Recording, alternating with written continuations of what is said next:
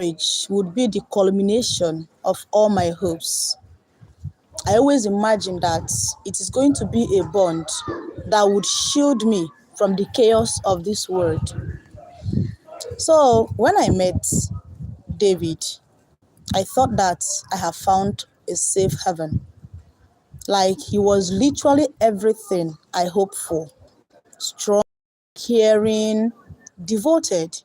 Like we literally had a connection that felt almost fated. And our wedding day was, everything I had dreamt of. And trust me, it was surrounded by friends and families with promises of forever and whispers in our vows. But the moment the honeymoon ended, guys, reality began to settle in. And with it came the arrival of my sister in law, Chika. At first, Chika seemed like a sweet and welcoming woman. Like she was warm, always smiling, and seemed to genuinely care about making me feel comfortable. I tried not to judge her too quick. After all, she was a family member and my husband's only siblings as well. But as time goes on, I began to notice subtle things that made me uneasy. She was always there in the background, observing everything I did. It wasn't until I visited David's family actually for the very first time after our wedding that I began to, understand the strange pulls she seemed to have on him.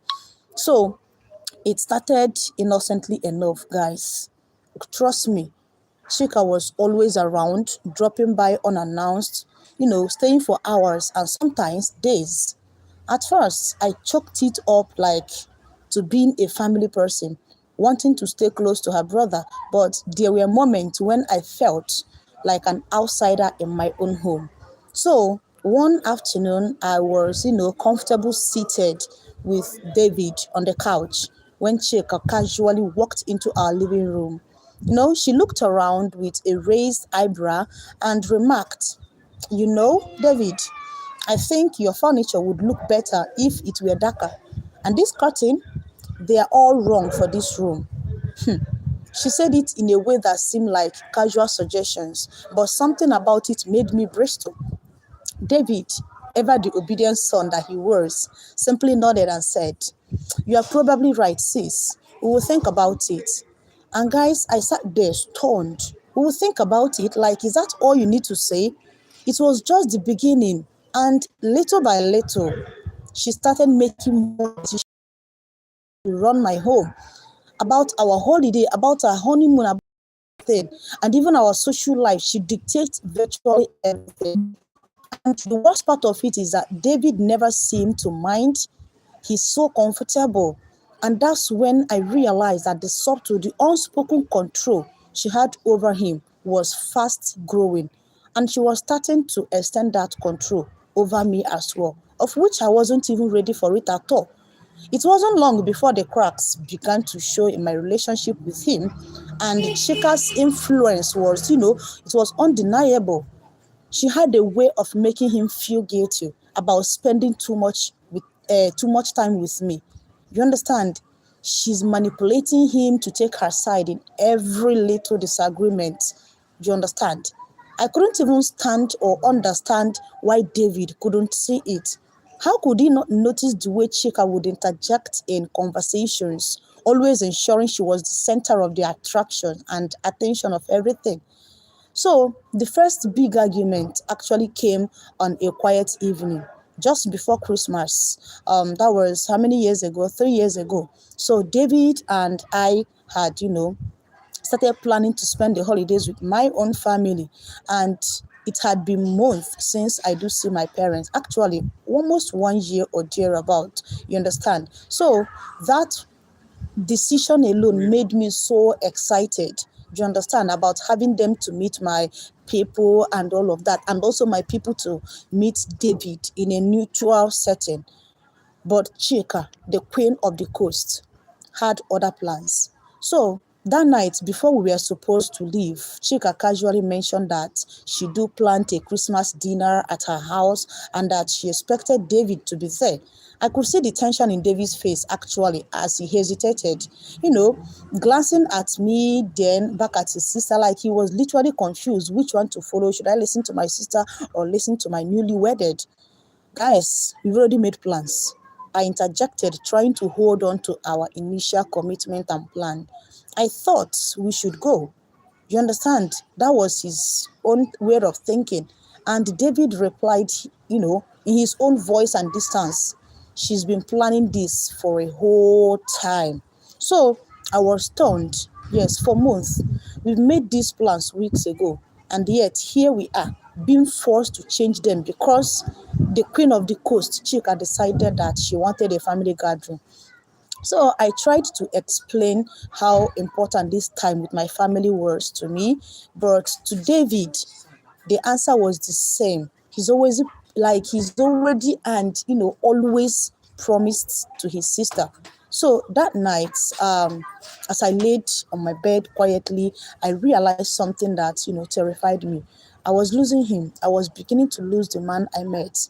The husband that I thought I knew was gradually slipping off my hand. And to Chika, she was the one pulling the strings. So days turned into weeks and the cracks in my marriage widened. I started to feel like a stranger, even in my own home. I wasn't just fighting with Chika anymore. I was fighting my husband also. So I began to question myself. Was I being too sensitive? Was I overreacting? But every time I tried to speak it up, David would shut me down, claiming I was being dramatic or that I didn't even understand how close he and Chika were. For goodness sake, where is it done? It didn't take too long for me to realize that this wasn't about closeness. This was about control. And Chika didn't even just want a close relationship with her brother. She wanted to dominate his life. And trust me, I was standing in the way for her. So I started keeping myself all to myself, retreating into silence, my joy, my spark, everything that made me the woman David had fallen in love with was being smothered. I became more anxious, unsure of where to turn to, who to talk to. My self-esteem, which had once been so strong, began to crumble, and I no longer realized or recognized myself. I began doubting my existence. I began to doubt every decision, every second guessing, every word. Like I started to guess everything that I like that has to do with me. It wasn't just about the family gathering anymore, guys. It was about the way Chika would undermine my choices as the wife of the house, the way she would subtly compare me to her best girlfriend, or make comments about how untraditional I was. It was the constant feeling that no matter what I did, I was never going to be good enough for David because I couldn't compete with his sister, who seemed to be perfect in every way. So the breaking point actually came unexpectedly. That day, I was cleaning out the one of the room, and that one afternoon when I came across an old photo album that belonged to David. So as I flipped through the pages, I found something that made my blood run cold. I saw letters, hundreds of them, written by Chika. They weren't just casual notes or sibling letters.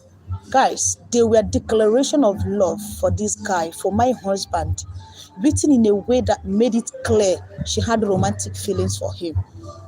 At that point, my hands started to shake. I read each one of those messages line by line. Why had he never mentioned this? Why hadn't he seen it for what it was? Like it felt like a slap in the face. So I decided to confront him that evening, trembling with anger and confusion. Actually, I didn't even know what to do. I was like, what is this? I asked him, like I demanded to know. So I slammed the letter in front of him. And, at that point in time, David's face went pale as he stared at the letters and then at me. Chika, she's always been a bit like possessive, but you have to understand, she was just lonely after losing her fiance. At that point, I was like, "Shoo, what is going on?" So that word alone felt like a knife. like just lonely. I couldn't understand how he could, downplay it. These weren't just letters from his sister. They were letters from a woman in love with her own brother, the so-called brother that she claimed or he claimed that they were. So that night, after hours of heated conversation, David promised me that he would set boundaries with Chika, which I wasn't sure if I believed him. Do you understand? I'm not sure if I really, really believe that guy at all. Guys, please, have you ever found yourself in this situation? Because up till now, I'm still trying to understand. I'm still trying to understand what was actually going on at that point in my life. I thought about it. At that point, I was lost. I thought these people were siblings. I thought they were siblings. I thought they were like brothers and sisters. So what is actually going on? Do you understand? As well. So, where was I? Where did I even stop, sir? So that night before we were supposed to leave, Chika casually mentioned that, she planned the trip on how she wants everything to be like, everything and all of that. But then I wasn't really, really comfortable. I wasn't really, really comfortable at all. So it didn't actually take long for me to realize that it wasn't about the closeness, like I said. So I started keeping to myself.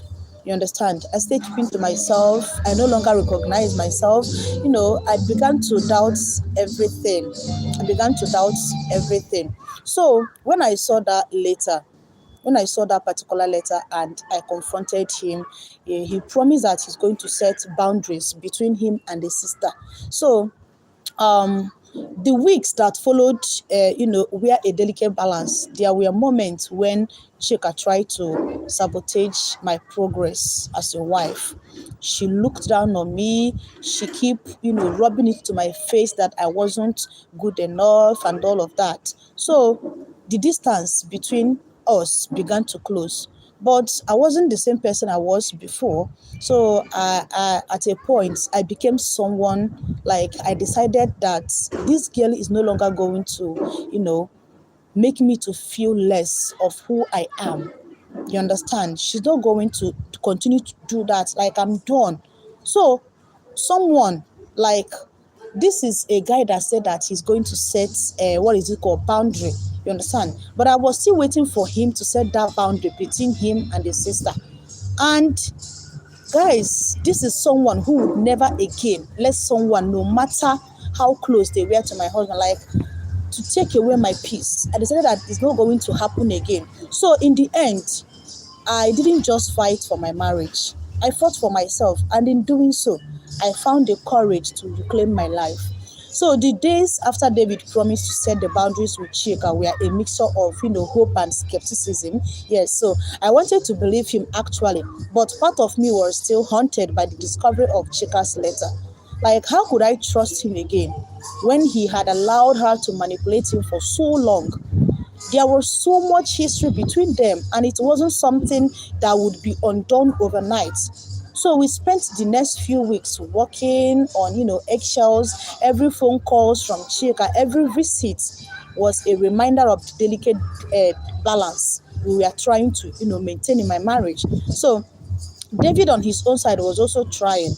I could see that, but then I couldn't shake the feeling that Chika was still lurking in the background, waiting for an opportunity to disrupt everything again. So one day, David came home from work, his face a mixture of frustration and, exhaustion. And at that point, I needed to, he said that he needed to talk to me about something. So, sitting on the couch beside me, I braced myself for another argument, another confrontation. But this time around, guys, he wasn't angry. He was tired, defeated. Even it's about Chika, he said. And his voice was soft and, tired. So at that point, I waited. My heart was racing, and I was like, what about her? She's been testing me again. She's calling me consistently, like constantly telling me that I'm not being fair to her, that I'm neglecting her, and it's making me feel like, I'm failing her as a brother. Guys, I could feel the old familiar pool of guilt rising in me. The same guilt that Chika always managed to plant in his heart. But trust me, this time around, something was different. I wasn't the one who was going to back down. And I understand how close you are to you, David. But then, one thing that really, really caught my attention, like, I told him, guys, I need to understand something. I didn't marry you to compete with your sister. For goodness sake, I married you because I wanted to build a life with you. And I'm trying not to take her place. You understand? But you need to put me as your number one priority. I'm your wife, for goodness sake. And at that point, this guy looked at me in the face. His eyes were searching for the first time, I saw the weight of his own conflict, like he was torn between his loyalty to me and his guilt over his so-called sister's feeling. Guys, I'm sorry, but I should have seen it sooner. I should have protected everything. I should have protected it. I felt a wave of relief actually, but it was a bitter one. Like the damage had already been done, and I couldn't simply erase the hurt. So I had to endure. Yet, in that moment, I realized something very important. David was finally seeing the truth for what it was. His love for me was stronger than his guilt for Chika. So the journey to rebuild trust wasn't that easy. There were moments when the old patterns crept back. When Chika would call or show up, unannounced, testing our boundaries. But this time around, I was ready. I had learned to stand firm, to accept myself, and to demand the respect that I deserve. So David and I had, several more conversation about the sister. So he told her gently but firmly that he couldn't continue to allow her to disrupt and disrespect our marriage. It was so difficult for him actually to take up that decision and summon it up the courage to approach her. But then I could see that she had been a constant presence in his life for so long, and letting go of that was so painful for him. But this thing need to be done. It is necessary. So there were times when I thought about leaving. Yes, at a point I felt like to quit. I felt like to back out. I felt the weight of everything was too much to bear. But then I remember why I married this guy in the first place. I remember the love we had before all the drama. I remember the dreams we had shared, the plans we had made, for the future. And our love wasn't perfect, actually, but it was ours. And I wasn't ready to let go of it yet. So one night, as we lay in our bed, David turned to me with a look of concern in his eyes. He was like, "Babe, are you okay?" And I smiled actually. But I tried to put up that genuine smile. I told him, "I'm getting there. I'll be fine. Very soon I'll be fine." He was like, "Yes, I know I've hurt you and I can't take that back, but I will spend the rest of my life showing you that I'm here, that you and I came first." At that point, I took a deep breath, feeling the weight of everything finally start to, lift. So I know you are trying, David. Like I told him, "Guy, I know you are trying, but you need to really, really put in more effort. I want more.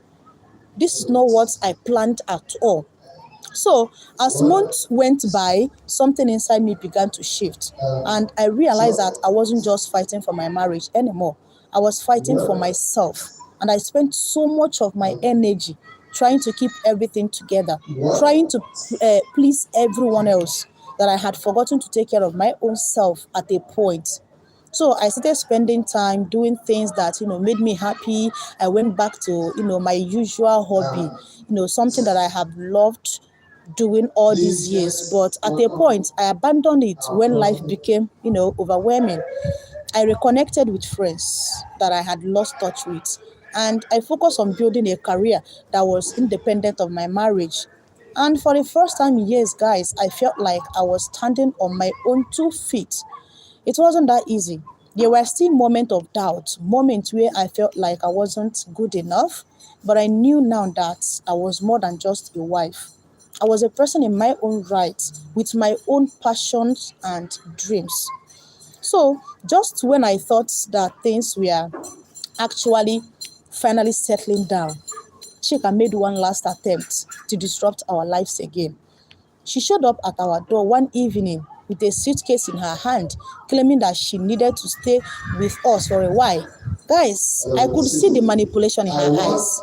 The same familiar tactics she had used to make David feel guilty. But this time around, I was ready for her. I stood in the doorway, my posture firm and my voice very steady. Guys, I told her, girl, you are not welcome here. You can't keep using David guilt to get your own way. I won't let you come between us again. You need to back out. You need to face your own life and reality. At that point, her face twisted in shock. She didn't even expect it from me. But who cares? I stood my ground. It's over, girl. We've set boundaries now, and you need to respect them. David stood behind me, his hand on my shoulder. He was like, Chika, my wife is right. It's time for you to move on. You are no longer welcome in our home unless you can respect our marriage and our boundaries. There were a long silence, guy. Like Chika was quiet for a long way. And at a point, she turned away, her face flushed with, anger. And she left without a word. And for the first time in years, guys, I felt the weight of her presence lifted from my life. Hey, the storm has passed. And my marriage wasn't perfect, but it was ours. This is what we plan to do. This is the journey that we decided to embark together. So who the hell are you to come into it? So we have built our trust slowly and carefully, and we've learned the importance of setting boundaries. It wasn't easy actually, but it is worth it. So as we move forward, I realized that I had grown stronger, not just for David, but also for myself. I have learned to stand up for my happiness, to take control of my life. And in doing so, I had found peace. We still had our challenges to face. Sometimes life throws a heavy stone at us, but then there is nothing we can do. All we need to do is to keep, patching. Yes, like I said, we had our challenges to face. But for the first time in a long time, I felt like we could face them together as equals without the shadow of my so-called sister-in-law hanging over us. So, if you've ever felt like you are losing yourself in a relationship, guys, know that it's never too late to fight for who you are. Sometimes the hardest battles are the ones we fight ourselves. My journey wasn't easy, but it was worth it. So if you are in a similar situation, I want you to remember that one thing. You deserve peace, and no one has the right to deprive you that peace. You deserve love. You deserve to be loved. And most importantly, guys, you deserve to be seen. So if you face toxic family dynamics or struggles with feeling overlooked in your own marriages, I want you to know that you are not alone. Take a moment to reflect on your journey. How have you fought for yourself? Go to the comment section below and share your story. And I don't forget to subscribe for more personal journey and life-changing stories. Stay strong and keep fighting for that peace, because surely peace will come. How it will come is what I don't know. Don't let anybody make you to feel less in your marriage. No one has the right to come to you how you should run your marriage, how you should live your life, how you should take care of your husband and all of that. To hell no. No one has the right. So if you face it, share your journey, share your struggles with us, and let's look out for each other. Thank you very much. Adekunle, Kola, welcome guys. We are signing out from here. I didn't want this video to be long because I'm not at a comfortable place right now. I'm outside. I went out, so I'm going to sign out from here. Thank you guys. Please do want to subscribe to my channel, okay? And don't forget to double tap your screen to give this video a thumbs up so that others can be able to see this video. Don't forget to share this video for someone out there who is facing these same challenges. I believe that a lot of persons are passing through this, but you can save someone today. You can be a shoulder to someone to, someone's problem to be solved today by sharing this video. Thank you. Remain blessed.